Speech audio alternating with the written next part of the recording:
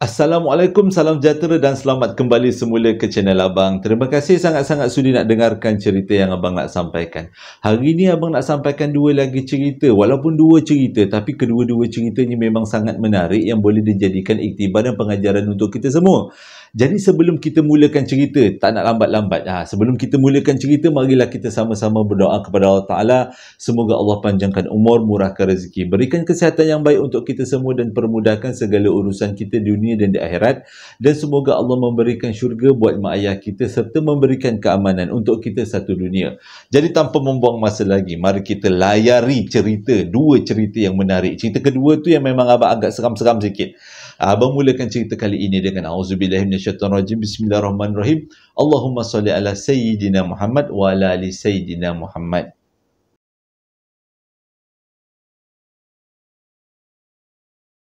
Cerita yang pertama ni disampaikan oleh Haikal, berlaku pada tahun 2013 dekat Singapura, tapi dekat satu bahagian di Singapura lah. Ceritanya bermula, sebelum abang masuk kepada cerita, nak ceritakan dulu. Sebenarnya Haikal ni adalah seorang anggota polis dekat Singapura. Dia kata sebagai seorang anggota polis, dia perlulah kelihatan sentiasa cergas. Sebabnya dalam satu waktu tertentu, setiap polis di Singapura perlu menjalani satu ujian. Dinamakan ujian kecerdasan. Jadi untuk memastikan ujian tu dapat berjalan dengan lancar, selalulah Haikal ni pergilah beraktiviti, terutama berjoging-joging, meregang-regang badan. Dan yang menariknya dia kata, kalau sesiapa yang mendapat markah tertinggi sewaktu ujian kecerdasan untuk setiap polis dekat Singapura, orang itu akan dihadiahkan sebanyak 300 US dollar. 300 Singapura dollar. Jadi kalau ditukar-tukarkan dalam duit Malaysia, kali 2.7 kalau tak silap abang, kau banyak gila waktu tu. Waktu sekarang lah. Jadi dia kata dia tak memandang benda tu sebagai sesuatu yang remeh dan dia perlu melakukannya dengan begitu tekun untuk memastikan dia betul-betul fit sebagai seorang anggota polis dekat Singapura. Jadi dia kata, pada waktu tu dia tinggal dekat satu kawasan di Singapura yang orang panggil Pasir Ris kalau tak silap abang. Dan kebanyakan orang yang tinggal dekat kawasan ni akan pergi ke Sungai Api-Api untuk melakukan aktiviti, terutamanya aktiviti jogging.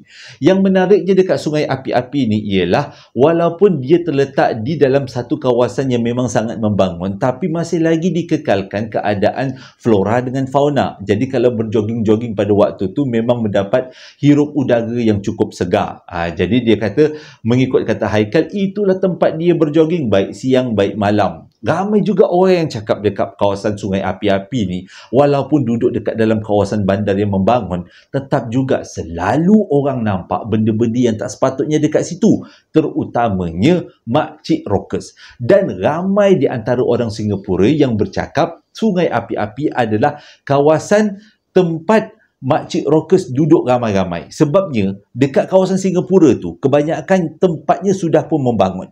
Jadi nak kata, populasi makcik rockers yang sepatutnya tinggal dekat kawasan hutan dah tak banyak. Tak banyak kawasan hutan. Jadi mereka ramai-ramai berkumpul dekat Sungai Api-Api. Itulah yang dia beritahu kebanyakan daripada orang Singapura. Jadi dia kata kalau orang berjoging dekat Sungai Singapura, salah. Dekat Sungai Api-Api, memang mereka mengelak untuk berjoging waktu malam. Sebabnya kalau waktu malam senang berjumpa. Jadi pada satu hari ni, selalunya Haikal ni akan berjoging ataupun beraktiviti waktu siang hari. Tapi pada waktu tu, dia terlalu banyak kerja. Tugasan-tugasan yang perlu dilakukan. Hari tarikh untuk ujian kecerdasan dah semakin dekat. Dia tak boleh pandang benda ni sebagai sebelah mata. Ataupun diambil enteng-enteng lah benda ni. Perlu dibuat dengan segera, dengan bersungguh-sungguh. Jadi dia kata, setiap petang dia perlu menjalani aktiviti kecerdasan. Maksudnya dia perlu berjoging sebanyak yang boleh. Selama yang boleh. Tapi pada waktu hari tu, hari kejadian tu, dia tak boleh nak berjoging pada waktu siang. Tak apa, dia kata, dia akan berjoging pada waktu malam. Walaupun pada waktu malam, dia tetap akan berjoging dekat kawasan Sungai Api-Api. Sebabnya dia kata, walaupun kawasan sungai itu memang agak menyeramkan pada waktu malam, tapi banyak lampu picit. Salah, banyak lampu jalan. Dengan kata lain, kawasan tu memang kawasan yang terang. Tak takut untuk pergi berjoging. Kadang-kadang bukan dia seorang aja berjoging. Ramai boleh kata orang Singapura yang duduk dekat kawasan tu, Pasir Ris tu memang selalu berjoging kat situ. Jadi bila dia sampai rumah lebih kurang pukul 10 malam, 11 malam, dia terus salin baju. Dan lepas salin baju, dia solat dulu. Solat isyak siap-siap. Sebab dia kata nanti kalau dah balik, nanti terus tidur senang. Mandi-mandi terus tidur. Jadi lepas dia solat isyak, dia pun teruslah salin baju untuk pergi berjoging. Lepas tu dia pun pergilah turun kat sungai api-api tu berjoging. Pada waktu tu dia baru perasan dialah satu-satunya manusia yang ada dekat situ. Orang lain semua dah tak ada. Entahlah, mungkin pada malam tu tak ada orang yang rajin nak datang berjoging. Jadi dia kata tak ada masalah sebab dia kata dia memang dah biasa dekat tempat tu. Mula-mula dia nak mulakan jogging tu dia rasa macam seram-seram sejuk. Tapi perasaan seram-seram sejuknya bertambah seram sejuk sebabnya tiba-tiba kawasan tu gelap. Semua lampu-lampu yang ada kat kawasan tu semua dah dimatikan. Sama ada dimatikan atau termati sendiri. Jadi dengan kata lain, kawasan sungai api-api yang sepatutnya menjadi lokasi jogging yang paling terang benderang, tapi menjadi sangat gelap gelita. Tak jadi masalah, dia kata masih lagi kokoh dia punya perasaan hati untuk terus berjoging. Sebab dia fikir benda ni tak lama, kejap aja, lebih kurang 1 jam dia dah sampai kat rumah balik. Jadi dia pun mulalah berjoging dalam keadaan yang gelap. Mula-mula dia perasaan tak adalah takut sangat. Bila sampai dekat satu kawasan tu, dekat kawasan sungai api-api tu, iaitu kawasan yang mana kiri dengan kanan dia dah ada berluka, mulalah dia rasa macam tak sedap. Tapi dia fikir, aku ni anggota polis. Kalau aku sendiri takut, tak guna. Jadi dia kuatkan semangat, teruskan berjoging. Sampailah dekat hujung jalan, dekat hujung kawasan tu. Jadi dia tengok, tak ada apa-apa. Walaupun gelap, kiri kanan penuh dengan berluka, tapi masih lagi boleh kontrol keadaannya. Okey. Jadi dia pun berjoging sampai dekat ujung. Dan lepas sampai dekat ujung tu, dia nak patah balik. Sebab dia kata lepas tu dia nak terus balik rumah. Dia bukan berlari, dia kata benda berjoging. Berjoging mengambil masa yang agak lama sikit lah untuk menghabiskannya. Lebih kurang setengah jam lah. Bila dia nak patah balik tu, dalam keadaan yang dah keletihan, dia pun berjoging slow-slow. Tengah dia berjoging, tiba-tiba dia nampak ada satu benda warna putih, bentuknya macam burung melintas depan dia. Dan dia memang mati-mati ingatkan itu adalah burung. Jadi dia pun buat tak tahu. Jarak dia dengan benda tu lebih kurang 10 meter. Jadi dia pun jogging dengan lambat-lambat. Dalam keadaan gelap, dia masih lagi boleh nampak benda yang melintas tu warnanya putih, memang macam burung. Cuma yang agak seram sikit adalah keadaan burung tu, dia punya besar dia macam budak sekolah rendah. Agak besar juga. Jadi dia pun buat bodoh. Dia pun berjoging. Semakin lama dia semakin mendekati benda yang warna putih tu. Bila dah betul-betul dekat, baru dia tahu itu bukan benda putih yang biasa. Itu adalah seperti yang orang lain pernah nampak. Makcik Rockers duduk hinggap dekat atas satu pokok. Waktu tu dia memang tak tunggu lama. Bukan berjoging, terus berlari. Bukan setakat berlari. Kalau kat situ dia kata ada longkang 10 meter, dia boleh melangkau longkang tu. Punyalah dia kata ketakutan. Tak tahulah dia kata, ingatkan tak ada apa-apa. Rupanya dia kena dengki waktu tu. Memang berlari sekuat hati menghala ke rumah. Dah tak nak lagi lah nak ulang-ulang jogging. Dia punya lari tu sekuat-kuatnya. Dia tak tahulah apa yang jadi dekat belakang. Dia tak nak toleh. Dia memang nampak itu bukan burung, tapi Makcik Rockers yang berkeadaan macam burung. Sebab dia punya baju dia tu agak berkibar-kibar tu yang macam ekor burung lah kan. Jadi bila dah sampai dekat rumah tu tercungap-cungap, dia dah tak fikir apa dan nak cuci kaki ke tak apalah. Dia pun terus masuk dalam rumah, dia pun terus salin baju, lap-lap muka, memang tak sempat mandi. Dia dah terfikir yang bukan-bukan. Waktu tu dia tinggal seorang dekat rumah tu. Dah terfikir yang bukan-bukan, dia pun terus meloncat dekat atas katil, tarik selimut. Waktu tu dia kata dah, ya Allah, ya Tuhanku, dia kata siap baik dia dah semayang siap-siap, tak adalah dia takut sangat. Kalaulah dia balik waktu tu dia belum semayang, baru nak ngangkat semayang, tak ke huru-hara, dah terbayang apa-apa dekat belakang tu. Kat belakang waktu tengah semayang kan, macam filem-filem tu. Siap baik dia kata dia dah semayang dulu. Jadi lepas dah semayang, lepas dia dah sampai rumah tu, dah salin baju, selimut terus. Dan dia cuba untuk tidur. Alhamdulillah, mungkin sebab badan penat, berlari lebih daripada 100 meter. Punyalah dia kata, bersemangat dia berlari. Bila dia terlelap aja, lebih kurang 10 minit lah dia ambil masa untuk terlelap. Tak lama. paling kiri, paling kanan, paling kiri, paling kanan 2 kali, terus terlelap. Oh, seronok lah, dia kata dia boleh tidur. Tengah-tengah dia tidur tu, tiba-tiba dia rasa macam ada sesuatu yang bisik dekat telinga dia. Entahlah. Mula-mula dia rasa macam ada macam orang bercakap tau kat telinga dia. Macam tu. Jadi dia fikir, apa benda pula yang bercakap ni? Jadi dia pun buka lah mata. Dia pandanglah ke kiri dia. Oh, tak ada apa-apa. Bilik dia pada waktu tu tidaklah gelap sangat. Ada lampu tidur. Boleh nampaklah apa keadaan sekeliling bilik. Jadi dia pandang sebelah katil dia yang ada bunyi orang bercakap tu. Tengok tak ada apa-apa. Dia pun sambunglah tidur balik. Bila dia sambung tidur balik, tiba-tiba dia dengar macam ada sesuatu dekat dalam bilik dia. Dengan kata lain, dalam bilik dia bukan dia seorang, tapi ada orang lain. Bila dia buka mata, hujung katil dia, dekat sudut bilik, Makcik Rockers berdiri cantik.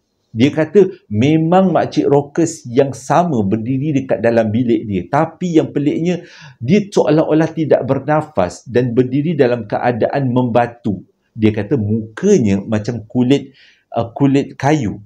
Permukaan kayu agak terkopik-kopik sikit, rambutnya agak ketak-ketak tapi tak teruruslah, dengan kata lain agak keras. Tapi cumanya yang paling ketara adalah baju yang dia pakai agak warna kecoklat-coklat sikit, dan benda tu pandang ke arah dia, meloncat terus turun daripada katil, keluar daripada bilik, dah terketar-ketar dalam bilik, dalam kat ruang tamu, dah tak tahu nak buat apa. Kalau berlari dia keluar daripada rumah lagilah menakutkan. Dekat ruang tamu tu dah menggigil-gigil tu, dia teringat selawat Nabi, Allahu Akbar. Itulah juga yang diulang banyak kali, diulang-ulang lagi. Dia tak tahulah macam mana dia nak cakap. Dia dah ketakutan dengan harapan benda yang ada dalam bilik tu cepat-cepatlah keluar daripada bilik tu. Dan tiba-tiba dia nampak benda tu melintas dekat depan dia, keluar daripada bilik, melalui ruang tamu dan terus keluar daripada rumah. Tembus, bukannya lalu pintu, buka pintu. Kalau itu lagi seram lah kan. Jadi dia kata benda tu tembus sampai keluar. Memang nampak jelas benda tu memang seperti yang orang semua cakap. Dia adalah Makcik Rockers yang hadir dalam keadaan yang boleh tembus-tembus dinding. Wah, waktu tu dia kata bila benda tu keluar, satu badan dia menggigil tak berhenti. Tak tahu nak buat macam mana. Nak tidur memang tak lah. Yang dia terfikir sekarang, satu je. Dia perlu minta pertolongan daripada Allah Ta'ala bagi ketenangan hati. Terus pergi bilik air, ambil semayang. Lepas ambil semayang, dia duduk sekejap, zikir dulu. Sebab dia kata dia ketakutan. Inilah pertama kali dia nampak apa yang tak sepatutnya. Lepas zikir, dia kata dapat lebih kurang 100 zikir, barulah dia semayang untuk kuatkan hati, untuk minta pertolongan pada Allah Ta'ala. Selepas habis semayang, dia barulah baring semula dan barulah dia rasa tenang sangat. Dia rasa bersyukur pada masa yang sama. Dia kata dia tak pernah tengok benda daripada alam sebelah. Dan itulah pertama kali dia tengok, dan Allah menguji dia dengan ujian macam tu, dia terima seadanya. Dan next time kalau ada orang cakap pernah jumpa Makcik Rockers ke tidak, dia kata pernah jumpa. Tak adalah orang nak perkonon, dia kata.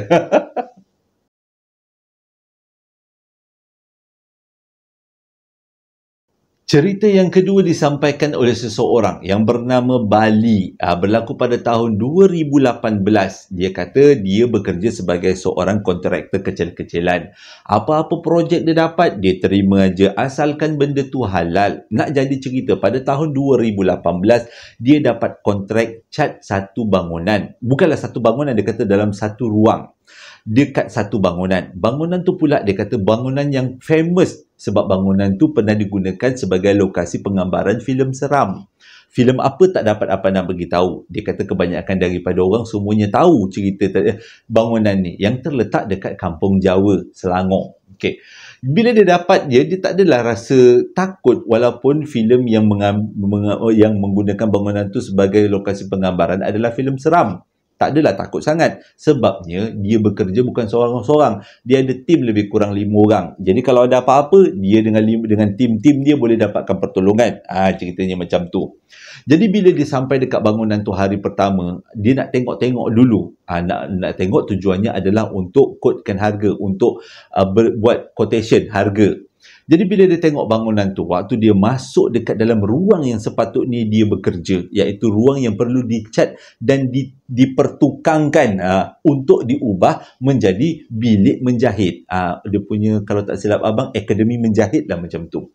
Jadi dia tengok ruang tu agak menyeramkan sebabnya kawasan tu memang tak ada tingkap. Dengan kata lain, kalau tak nyalakan lampu, memang kawasan tu segelap-gelap tempat dan setiap ruang dalam kawasan tu dipisahkan dengan cermin macam sliding door. Dengan kata lain, dalam ruang tu ada banyak partition, ada banyak kawasan-kawasan dan setiap kawasan tu dipisahkan dengan sliding door. Jadi boleh nampak apa yang ada di sebalik sliding door tu. Tak kisahlah dia kata, sebab alang-alang bekerja ramai-ramai, tak adalah takut sangat. Jadi selepas dikodkan harga dan pihak sana bersetuju untuk dia ubah suai, ambil dia sebagai kontraktor yang bekerja, dia orang pun 5 orang pun bekerja lah. Hari pertama sampai hari ke-5 memang tak ada masalah sebab kerja ramai-ramai. Sampai hari ke-6, dia bekerja daripada pukul 8 pagi sampai lepas asar, lebih kurang pukul 5 petang macam tu. Jadi sampai hari ke-6 tu, dia kata banyak benda yang perlu dibuat. Jadi mereka semua keluar daripada bangunan tu lebih kurang pukul 8 malam. Siap-siap semayang maghrib dekat kawasan tu. Memang tak takut lah bekerja 5 orang. Jadi sampai dekat, bila dah keluar daripada bangunan tu lebih kurang pukul 8 malam, nak pergilah minum dulu dekat kawasan kedai yang berdekatan. Kedai tu pula dekat dengan kawasan pondok guard bangunan tu. Jadi bila dah jumpa dengan guard-guard, apa lagi tanyalah. Sebab selalunya kalau dalam bangunan ke kawasan ke, guard lah ataupun security lah yang tahu tentang sejarah tempat tu ataupun apa-apa yang berlaku dekat tempat tu sebelum-sebelum ini. Jadi bila dapat peluang minum dekat kawasan guard, apa lagi dipanggil lah orang guard tu. Bali panggil lah orang guard tu, security. Bang sini bang, minum sama. Jadi bila dah dia pelawa, tempat minum pun tak jauh daripada office security, dia orang pun ramai-ramai dah minum. Bila dah ramai-ramai minum, memang macam-macam cerita lah keluar. Antara cerita yang paling hot, soalannya adalah, bang, tempat seram tak bang? Terus pakcik security tu cerita, kau jangan main-main nak. Dia kata tempat ni bukan sebarang tempat, memang keras. Kau tahu kan tempat ni pernah jadi lokasi filem seram? Pernah bang. Sebelum menjadi lokasi filem seram pun tempat ni dah memang betul-betul seram. Aku pun tak tahu macam mana pihak produksi tu boleh buat penggambaran dekat bangunan ni. Dan memang bangunan ni huru-hara lepas tu dibuatnya. Dengan kru pun sendiri kena ganggu. Macam tu. Apa selalu bang yang mengganggu kat sini? Gula-gula? Dia bercakap macam tu. Bila dengar perkataan macam tu, terus macam Bali dengan kawan-kawan dia mula kecut perut. Abang ni sebut lurus saja, sekarang ni dekat pukul 2 dah. Dia kata, bila pihak security sebut macam tu, dia pun rasa macam kecut perut. Jadi bila dah masing-masing kecut perut, gelak lah. Si security cakap, kau orang kan kerja 5 orang, apa nak takutnya? Lagipun kau orang kerjakan siang, bukannya kerja malam. Selalunya benda-benda ni akan keluar waktu malam, jangan risau. Kalau ada apa-apa, selawat Nabi banyak-banyak. Bersebut Allah Ta'ala, ingat Allah Ta'ala, jangan risau. Dan benda tu akan takutlah. Bila dapat semangat daripada pakcik security macam tu, rasa lega lah, tak adalah takut sangat. Betul juga mereka ni bekerja waktu siang, bukannya waktu malam. Benda ni kan semua keluar waktu malam kan. Itu yang pertama, benda yang tersemat dekat kepala. Salah benda tu. Seram pula rasanya. Okey. Jadi dia pun fikir, okeylah, tak ada masalah. Jadi dia orang pun habis minum lebih kurang 11 malam, mereka semua baliklah rumah masing-masing. Besok pagi 7:30 pagi, dah terpacak si Bali tu dekat kawasan depan office tu. Tunggulah kawan-kawan dia. Tiba-tiba satu mesej masuk. Seorang kawan dia tak dapat datang, MC. Selang 2-3 minit dapat lagi satu mesej masuk. Tak dapat datang juga sebab MC lagi. Okey. Tiba-tiba masuk lagi satu mesej. Nak kena hantar bini pergi klinik pula. Last kali, Bali yang ada satu-satunya pekerja yang datang pada waktu tu untuk cat kawasan yang sepatutnya. Mereka diberikan tempoh. Tak bolehlah nak cuti hari tu. Takut nanti kalau tak sempat cat, diorang pula kena denda lah kan. Tak dapat bayaran yang sepatutnya. Tak kisahlah, kata Bali, ini siang. Tak kisahlah Pak Gad tu cerita tak apa-apa, tak kisah. Sebabnya dia kata siang. Benda tu memang takkan keluar siang. Siang. Dia kata. Memang takkan keluar. Lagipun dalam bangunan tu, ramai orang dia kata. Walaupun tingkat yang berlainan, kawasan yang berlainan, tapi ada je orang dia kata. Tak adalah takut. Tapi waktu dia masuk dekat kawasan yang sepatutnya dia bekerja, baru dia rasa seram. Sebab kawasan tu memang tak ada tingkap. Dia terpaksa menyalakan keseluruhan lampu di kawasan tu untuk menerangi kawasan tu. Dengan kata lain, dalam keadaan walaupun dalam bangunan waktu siang, tapi bila kawasan tu tak ada tingkap ataupun tak ada sumber cahaya, tempat tu jadi betul-betul menyeramkan. Untuk mengelakkan daripada seram, Bali pun pasanglah lagu kat handset dia. Dia keluarkanlah segala peralatan dan dia mulalah cat kawasan tu. Cat punya cat.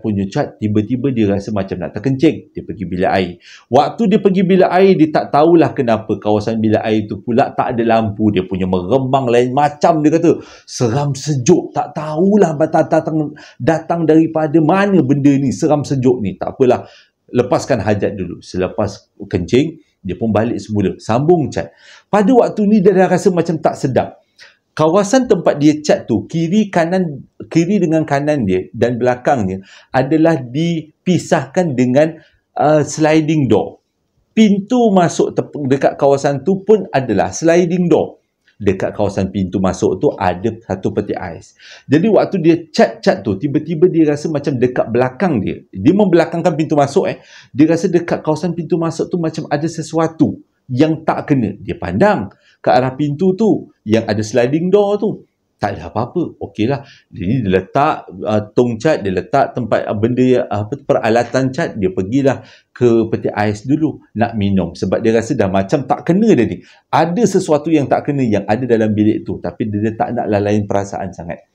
Jadi selepas minum, dia letak balik minuman dia dalam peti ais, pergilah sambung cat dekat dinding yang dia cat tadi.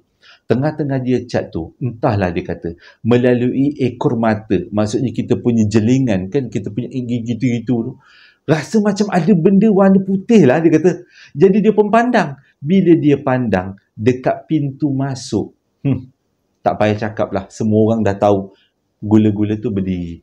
Dia kata dalam masa 5 minit dia pandang benda tu seolah-olah dia berada dalam kawasan lain.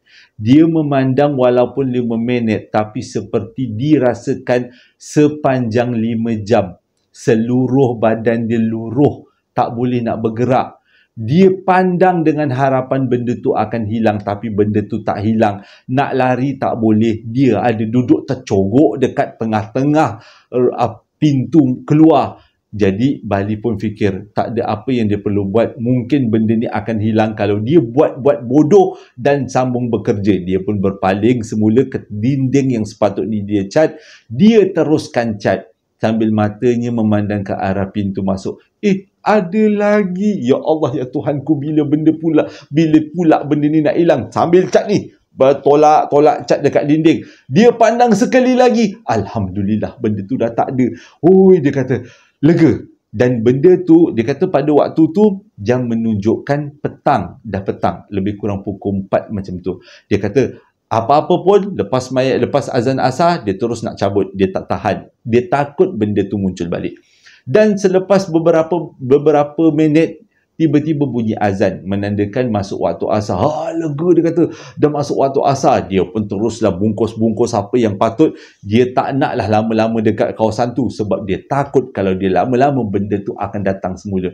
Habis dia kemas, dia baru nak angkat barang-barang, tengok benda tu, pop, tu muncul lagi kat kawasan pintu keluar. Seluruh badan dia kata lembik, tak tahu nak buat apa. Dia tak ingat nak baca apa-apa. Selawat Nabi ke Allahu Akbar pun memang tak ingat. Dan dia cuba untuk mengelak daripada nampak, tengok bertentang mata. Tak nak, dia kata, dia cuba tunduk tapi tak boleh. Dia kata benda tu ada dekat depan dia. Dan tiba-tiba entahlah Allah nak tolong, dia pun teringatlah Allahu Akbar. Satu je perkataan dia ingat, Allahu Akbar. Bila dia cakap Allahu Akbar dalam lebih kurang 3 ke 4 kali dan dia kelipkan mata, benda tu hilang, tak nampak. Jadi dia kata dengan keadaan yang betul-betul satu badan dia lemah, dia cuba gagahkan diri untuk keluar daripada situ. Walaupun jaraknya di antara dia dengan pintu masuk tu lebih kurang 15 meter, tapi dia rasa terlalu berat kaki dia untuk melangkah. Dah rasa macam 50 km jaraknya. Bawa angkat kaki dia, komen lemah lagi angkat. Dia sambil dia selawat, dia kata sambil dia selawat benda Dia harap benda tu tak muncul lagi sekali. Dan akhirnya dia betul-betul sampai dekat tempat benda tu berdiri. Dia teruskan langkah, dia kata Allahu Akbar, Allahu Akbar, Allahu Akbar. Betul-betul dia keluar daripada kawasan tu, Allah memang dia teringin nak tengok sekali lagi, gatal. Memang mata gatal. Kita manusia macam tu lah kan. Bila dia pandang sekali lagi dekat tempat dia cat, memang benda tu masih lagi ada. Dia berdiri kat tempat yang sebelum-sebelumnya dia berdiri. Waktu dia melalui pintu tu, dia memang tunduk, dia tak nak tengok. Mungkinlah dia kata dia melalui betul-betul sebelah benda tu.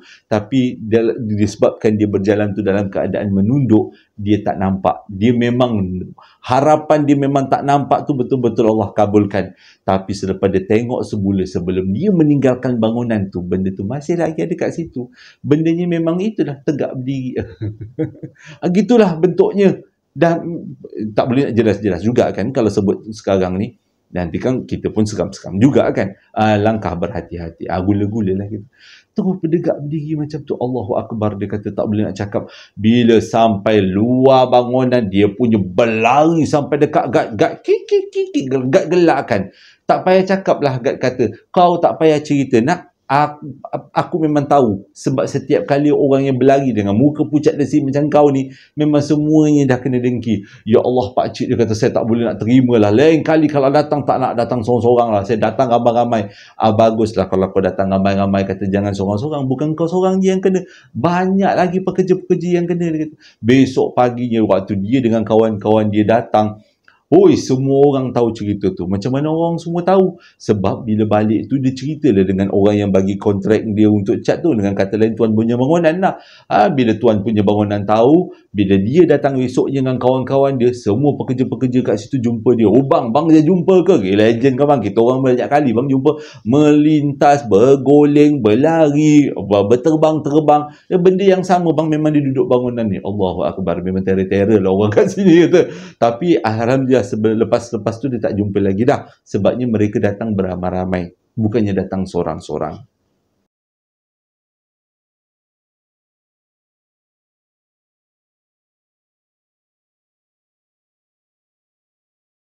Terima kasih sangat-sangat sudi dengarkan cerita yang abang sampaikan. Moga-moga menjadi iktibar dan pengajaran untuk kita semua. Tapi macam biasa, sebelum abang tamatkan cerita, ada beberapa ucapan hari jadi dan juga Al-Fatihah yang abang akan sampaikan.